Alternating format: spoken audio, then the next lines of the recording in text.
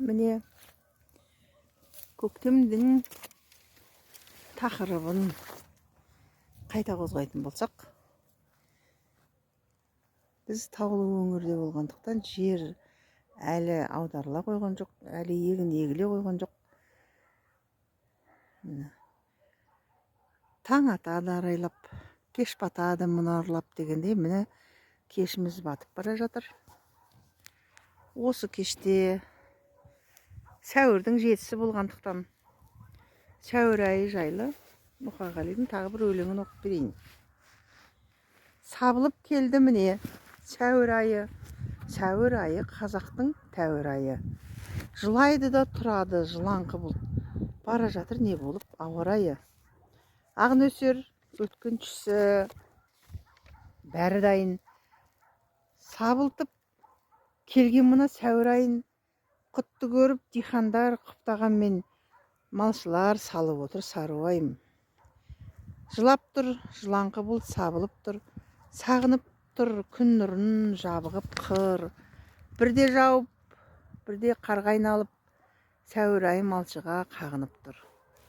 Шопан жүр малыменен көптен бөлек, төпеп тұр келдер емес көктен көмек. Сәуір айын сықпыртып сыбайды кеп, құрғырдың түбі түсіп кеткен бе деп. Ойында әрі ашу, әрі уайым, әйтеуір оңдырған жоқ сәуір айын. Сәуір айы малшыға сары уайым, малмен бірге бағады ауа райын. Сәуір айында елімізге не бір нәубет, не бір қиын күндер болып жатыр. Көптің көмегімен шетінен ол күндерді өткеріп жатырмыз. Бүкіл солтүстіктегі, батыстағы, шығыстағы қазақ елін топан су басқаны өте сары уайымның бір көкесі болды.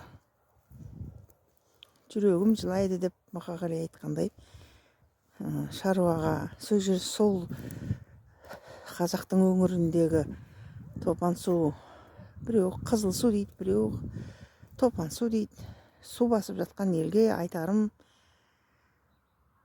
біз мықты халықпыз ғой, әлде әр нәрсеге төзерміз. Көпшілік болып жан-жақтан көмектер кетіп жатыр. Қырғызстан елінен кетті деп сол осы интернет желісінен көріп жатырмыз. Жан-жақтан көмектер кетіп жатыр. Бірақ өз үйіңді су басқаны өте қайғылы.